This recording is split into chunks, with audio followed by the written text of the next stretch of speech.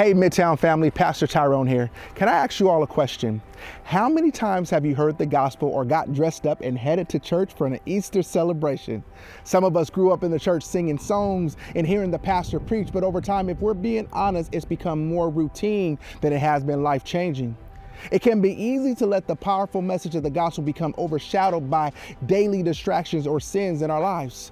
The essence of the gospel is incredible. Jesus Christ, the Son of God, lived a sinless life, yet bore the punishment we deserve by suffering death on the cross so that we could be forgiven.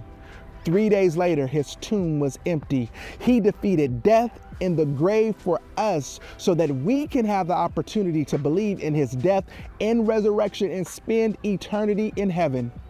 If you've never heard this message, I encourage you to start with the book of John and consider the life-changing decision to follow Christ. Yet, even for those of us familiar with the message, it's possible to become numb to it all. Our busy lives can make the gospel seem like just another item on our to-do list and easily skip over. When the world is loud, it's tempting to listen to it over the Savior.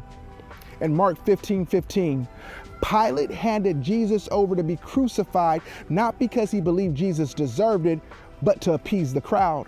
Like Pilate, we too might find ourselves swayed by both the literal and figurative crowds in our lives, denying Jesus through our daily choices. But Jesus is more than just a good person, reserved to be celebrated once or twice a year. He is our Savior, deserves our full attention and praise. We were made for relationship with him, a consistent prayer life with him, and committed practice of reading his word. If the gospel feels like old news to you today, I want to encourage you to take a moment to realign your focus, to turn down the volume of the crowds and the distractions of the busyness that life may bring. Have an honest conversation with Jesus and pray for conviction in your heart that does not get distracted by the crowd. This Easter, let us not become numb to the powerful truth of the gospel.